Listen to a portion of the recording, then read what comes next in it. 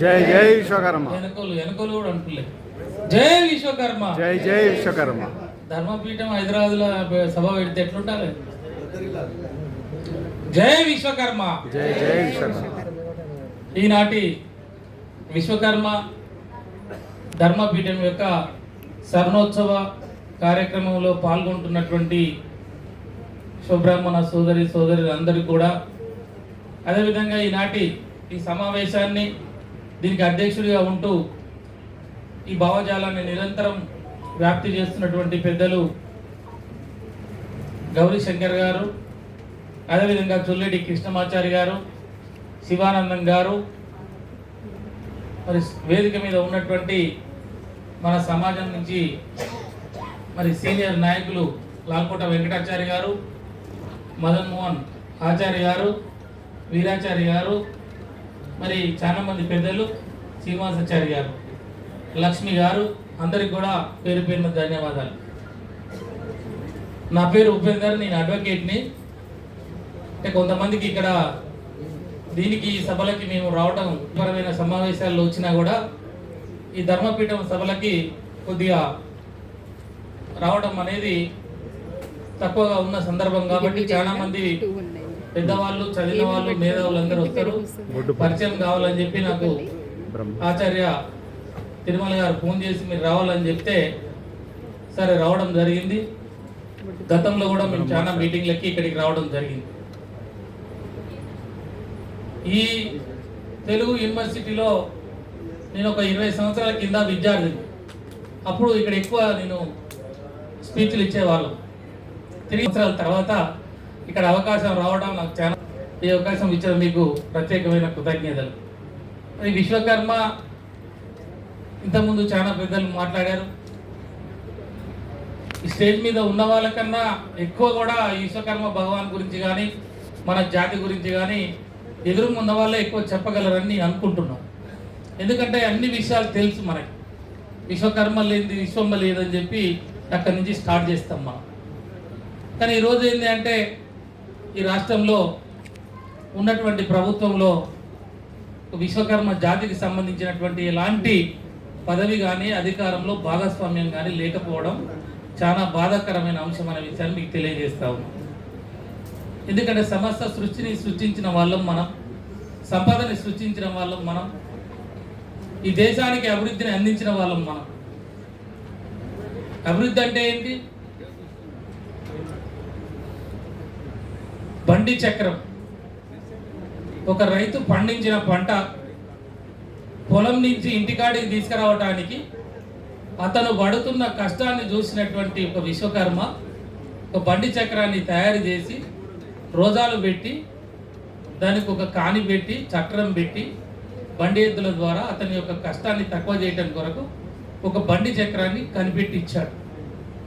ఆ బండి చక్రమే సైకిల్ చక్రం అయింది, సైకిల్ చక్రమే స్కూటర్ చక్రం అయింది, అదే ట్రాక్టర్ చక్రము, లారీ చక్రము, బస్సు చక్రము, విమాన చక్రం అయింది. హైదరాబాద్లో ఉదయం టిఫిన్ చేసిన వ్యక్తి మధ్యాహ్నం బెంగళూరులో లంచ్ చేస్తున్నాడు, తెల్లారి ఉదయం అమెరికాలో బ్రేక్ఫాస్ట్ చేస్తున్నాడు. అంటే దీనికి ఎవరు మూలం? ఈ అభివృద్ధికి ఎవరు మూలం అంటే విశ్వకర్మ. కాబట్టి సమస్త కులాలకి వెన్నుపూస ఉన్నటువంటి మనం ఈ రాష్ట్ర బడ్జెట్ 2 లక్షల కోట్ల రూపాయలు ఏర్పాటైతే అనేక రకాల కులాలు పన్నులు కడితే 2 లక్షల కోట్లు అయినాయి. ఏ కులం? రైతు కులం. రైతుకి అన్ని ఇచ్చింది మనమే, నేతన్నకి గీతన్నకి ఇచ్చింది మనమే. మిగతా కులాలు అన్నిటికి కూడా ఎవరున్నారా వెనకంటే మనమే ఉన్నాం. కాబట్టి మన ద్వారా వాళ్ళు పైసలు సంపాదించుకున్నారు. పైసలు సంపాదించిన వాళ్ళు పన్నులు కట్టారు. పన్నులు కట్టిరు కాబట్టి ఈ రాష్ట్ర బడ్జెట్ 2 లక్షల కోట్లు వచ్చింది. మరి 2 లక్షల కోట్లలో మనం ఎంత ఉన్నామంటే 15%, 20% అని ఉన్నామని చెప్తున్నాం. కానీ మన శ్రేయస్సు కొరకు ప్రభుత్వాలు ఏ రకమైన పైసలు ఇవ్వట్లేదు అనేది మాకు బాధ. లాల్కోట గారు మైక్ ఇస్తున్నప్పుడు ఇక్కడ రాజకీయాలు లేవండి, ధర్మపీఠం అన్నాడు. ధర్మం అనే మాటలనే ధర్మం ఉన్నది కాబట్టి నా బిడ్డలకి డబ్బులు లేదు అనే ధర్మమైన మాటని నేను మాట్లాడకుండా ఉండలేక మాట్లాడుతున్నా విషయాన్ని మీకు తెలియజేస్తుంది. కాబట్టి ఇక్కడ రాజకీయాలు ఏం లేవు. మీరందరూ కూడా ఆలోచించాలి. ధర్మపీఠం కానీ మిగతా నాయకులు కానీ సంఘ నాయకులు బడ్జెట్లో డబ్బులు లేవు, పదవులు లేవు. అంబేద్కర్ గారు ఒక మాట చెప్పారు, రాజ్యాధికారంలో ప్రభుత్వంలో ఒక పదవి లేకపోతే అది ఆ కులం లేనట్లే లెక్క అని చెప్పినాడు. దాన్ని ఎవడు పట్టించుకోడు. కానీ మరి ఇవాళ ఎక్కడున్నాం మనం అనేది మీరు ఆలోచన చేయమని మాత్రమే అడుగుతున్నాం. గతంలో 4 పదవులు ఉండే, సరే పోయింది. అది అందరికి కోపం వచ్చింది జనానికి. ఆ ప్రభుత్వం మీద ఊడబీకేశారు. సరే జనాలు కాదనుకున్నారు కాబట్టి కొత్త ప్రభుత్వం వచ్చింది. కాబట్టి ఆ ప్రభుత్వంలో మనం ప్రజాప్రభుత్వం కాబట్టి ప్రజాప్రభుత్వంలో విశ్వకర్మల భాగస్వామ్యం ఏంటి అని చెప్పి ప్రతి ఒక్కరు ఆలోచన చేయాల. ఏదో మీటింగ్లు పెట్టిన లాల్కోట గారు చెప్పినట్టు బాజా భజంత్రీలు కొట్టారు, పప్పు భోజనం పెట్టారు, తిన్నాం పోయినాం, తెల్లారిందా పడుకున్నాం. ఎవరు అడగాలి? 2 లక్షల కోట్లలో 10,000 కోట్ల రూపాయలు ఈ జాతికి ఇవ్వమని ఎవరు అడగాలి? విశ్వబ్రాహ్మణ కార్పొరేషన్కి చైర్మన్ని పెట్టవా అని చెప్పి ఎవరు అడగాలి? అట్లా పెడితే 10 మంది డైరెక్టర్లు నా బిడ్డలు అవుతారు కదా, 2 లక్షల రూపాయల జీతం వస్తుంది కదా, ప్రోటోకాల్ ఉంటుంది కదా. ఎవరు అడుగుతారు మరి? మీటింగ్ పెట్టాం, ఇంటికి పోయినాం, పడుకున్నాం. ఈ జాతుల నుంచి వచ్చిన యువత ఎక్కడ పోయింది? ఒకరికన్నా సోయిందా? ఏం జరుగుతుందో అర్థమవుతుందా? ఏమీ లేదు. వాట్సాప్ గ్రూపులలో చిట్ చాట్లు, పనిచేసే వారి మీద నిందలు.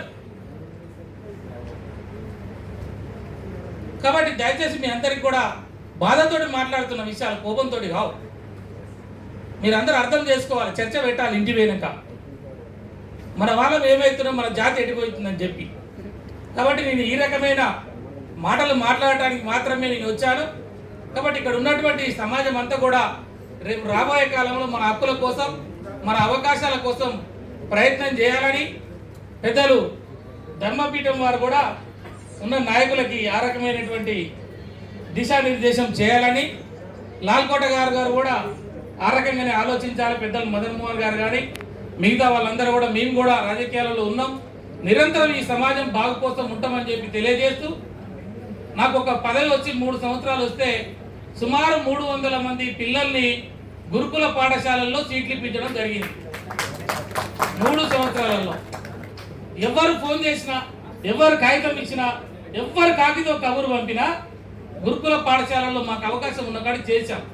దాంతో ఏమైతుంది? విద్య ద్వారా వికాసం, అభివృద్ధి.